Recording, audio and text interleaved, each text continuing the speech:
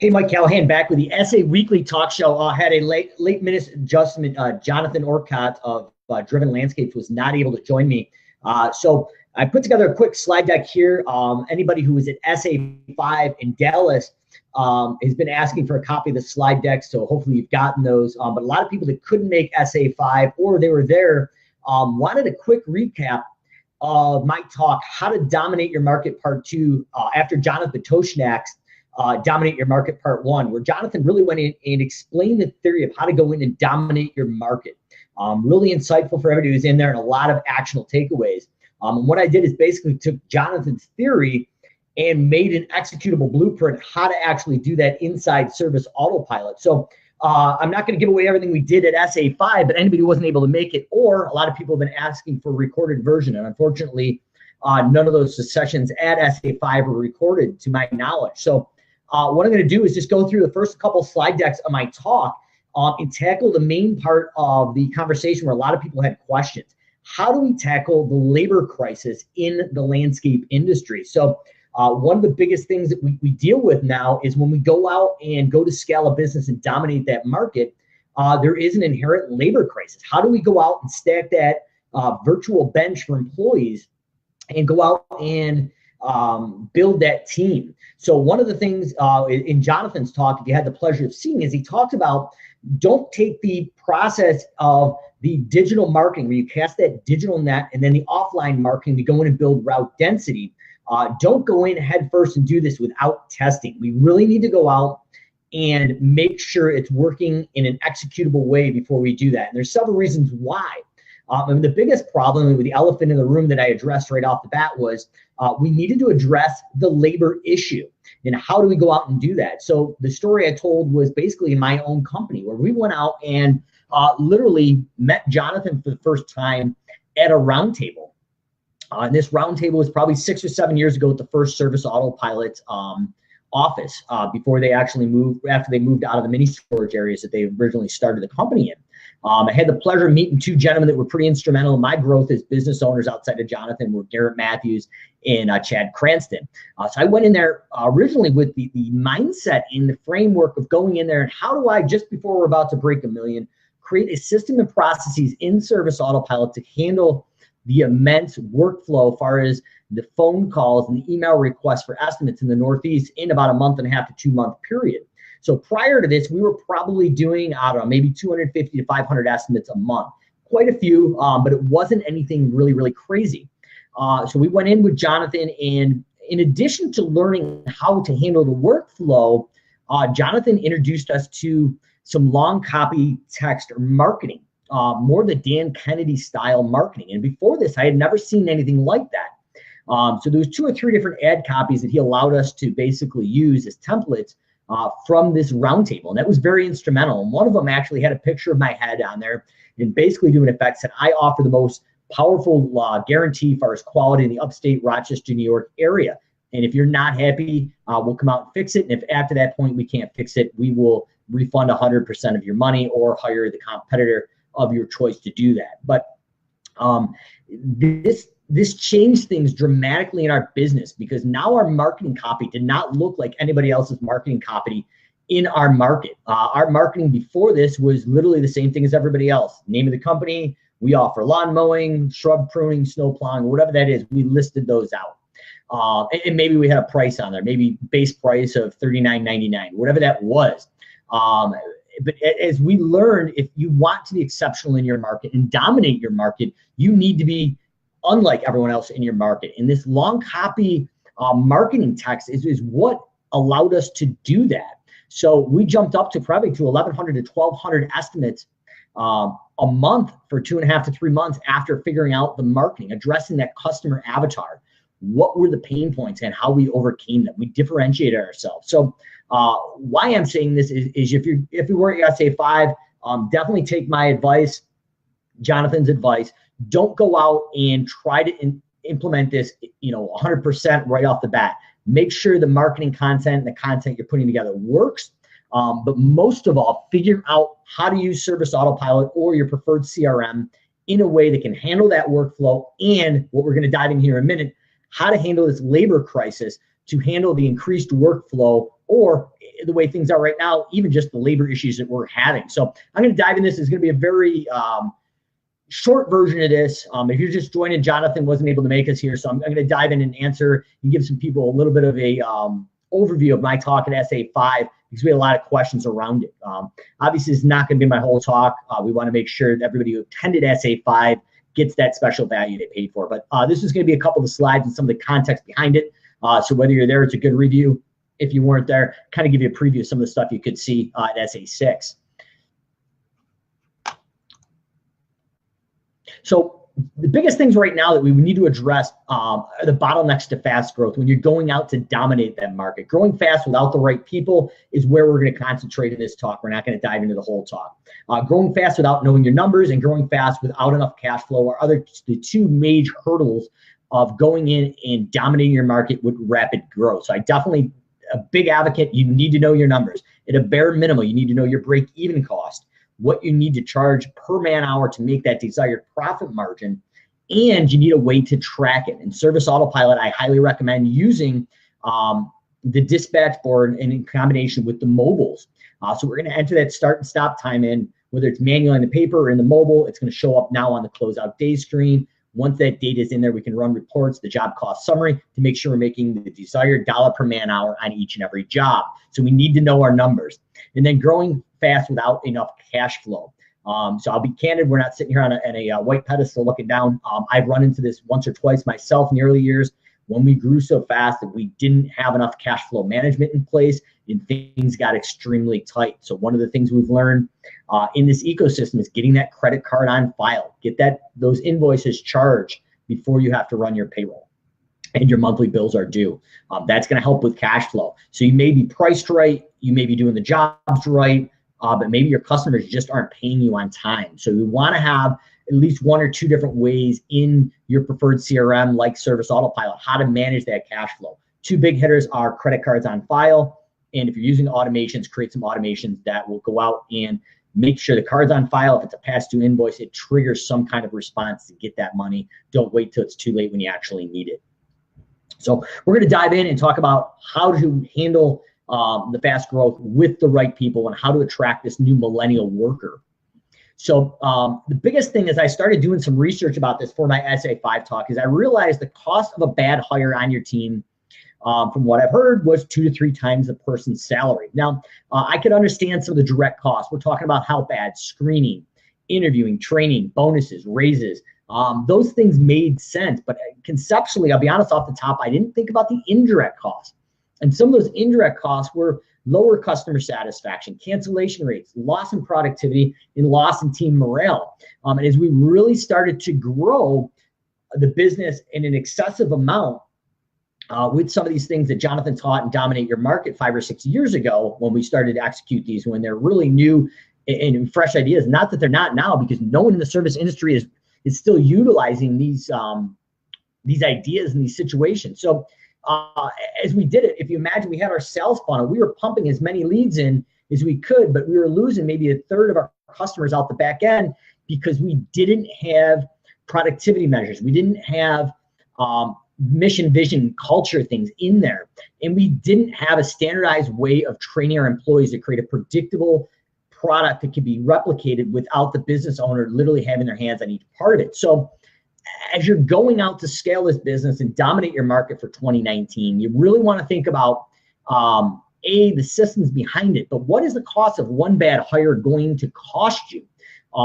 So as I dove in and looked at it, 2-3 times a person's salary actually seemed pretty high. So I did some math in our business, and I calculated out that basically that bad hire was costing us potentially around $125,000.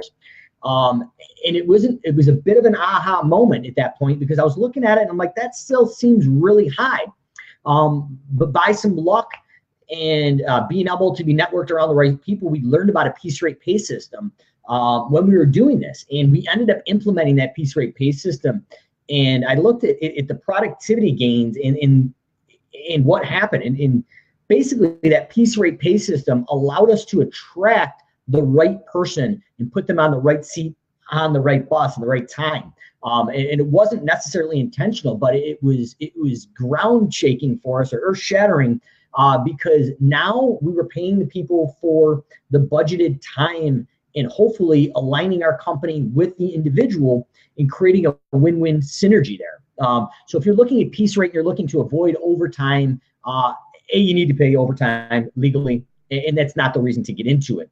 That's a whole nother discussion. But the whole point of the piece rate pay, the way we did it, is we wanted the employees to buy in, to have a quality product, and reward them for working smarter and harder to get more efficiency. So end of the day, probably between $700 and $1,000 a week on a two-man crew, we were able to produce that extra revenue without changing a thing once we had our team members bought in.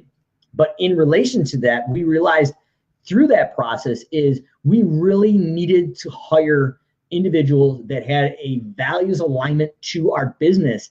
And then that's when things started to change. So I'm going to come up with 3 low-cost hiring strategies that you can take away here from this talk.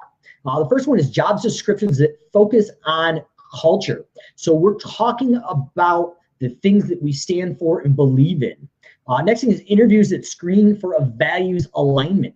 And what I mean by this is a lot of times in our process, we'll do a pre-interview phone screening. And the example I gave, I believe, a few weeks ago was we may ask the individual, hey, how do you feel about one of our core values is we do what we'll say we'll do. And maybe the person comes back and says, well, yeah, it really aggravates me and frustrates me when somebody says they're going to call me back, but they never call me back. Well, that kind of raises a red flag to the person in our office that's screening them that may be a cultural and values alignment. This is what we're starting to do. So we're going to spend some time up front to make sure these job descriptions meet our mission, vision, and values for culture.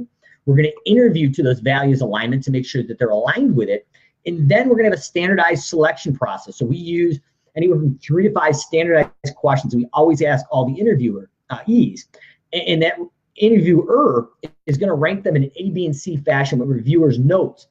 But that standardized process creates a non-bias. So we're constantly interviewing, and I use the analogy of a sports team. We're stacking the bench so if the guys and the girls on the field aren't producing, we have people to replace them. Or if you're going into Jonathan's Dominate Your Market theory, going through that digital marketing and then the offline marketing to scale that business, we can go in there and create this virtual bench or qualified labor pool. And when we hit that growth and we need to go out and scale that workforce, we can go in basically off a glorified hiring checklist, search and service autopilot, and say, I want all my applicants from the last 15 days. And now this is going to avoid us as business owners and managers going out hiring that first person through the door with a pulse. So that is one of the things that I highly recommend. These are 3 really low cost, high return hiring strategies. We're going to go to job descriptions that fit that culture. We're going to interview for the values alignment, and then we're going to create a standardized selection process that we're hopefully doing once or twice every week to actually go out and build that virtual bench.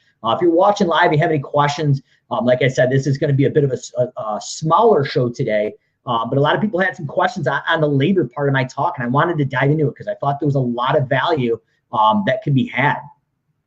So next thing we were going to look at is basically we took a sales pipeline and flipped it on its head. We're going to go out and actually start recruiting employees through basically a virtual sales pipeline. So as you can see that pipe here, we've got our different lead source generations. We've got our Craigslist, our Facebook, our Indeed, our referrals from our existing employees. And we're going to start pushing them through that sales pipeline and now the employee sales pipeline. We're going to interview and create a values alignment.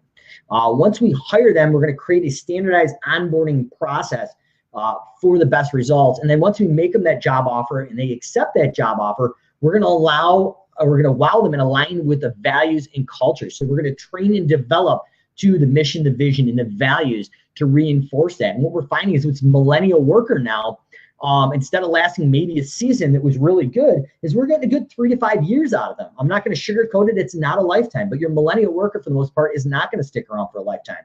But in the theory of aligning with their goals and your goals as a company, let's get the best 3 to 5 years out of it and the best net return for you and the individual working for. But the biggest thing that we're finding right now is we need to go out and hire, train, and fire to those core values, that mission, vision, values. We need a cultural fit. If it's not a cultural fit, that's where you're going to have the 2 to 3 times the salary implications of lost in your business. In our case, probably around $125,000. And you're probably still wondering, how is that possible? When I started working those numbers back, we had individuals driving lawnmowers into houses, weed whacking damage on vinyl siding. I mean, $15,000, $18,000 of damage at one point per season, which was astronomical. But once we fixed that cultural alignment to values, that all but disappeared, and they were bought into the system and the end goal of the business, and we aligned with that. We worked as one team instead of being antagonistic. So we really want to go out, start building that culture, the mission, the vision, the values, and go out and recruit to that alignment. So one of the last things I want to touch here is, how do we attract and sell your company to the right prospect? So this is actually a screenshot of our online application that we use online. This could be your Facebook, your Craigslist, your Indeed, wherever you're looking online. One of the things you're looking up here, and I can kind of scroll over here with my mouse, is, you probably can't see, it's a little play sign. It's a video. I'm going to get into that in a minute, but in the ad text, you can't really see it here, but it says, what are we looking for, what you should be doing, what you'll need to be successful, and you'll stand out here if you have this. So we're creating the standardized stuff that we require. We've got those expectations, but this video, when we dive into it, literally goes over our mission, our vision, our culture. We got a picture of our team here. It needs to be updated, but for several years ago. But it's giving them an idea of what they're walking into, part of the culture. And then in addition, which is really important, is we went over every position in the company, pay rates, responsibilities, and we showed them the room for advancement in the business. So we said, hey, we're just not a mom and pop here. And hey, if you have the right skill set, my job's on the line here. You can take my position. So we're going to create that, not illusion, but the actual reality of there's room for growth within the business, and you can go and scale your career as you see fit. One of the crowning parts of this is we actually included a video clip right here in that. And this is a screenshot of it, of us giving away free snow removal to veterans on Veterans Day. And this is something that we're big about in the business. We want to give back to the culture, or back to the community. It's a culture of giving back. So as the person is watching this, if they can align to that, and that's something they believe in, especially these millennial workers, we are starting the framework for cultural alignment and values alignment. So these are things that we really need to start doing, in my opinion, if we want to go out and be successful with this new millennial workforce. So these are just one of the many things that we include in this video to go out and set the foundational of a cultural alignment and a values alignment.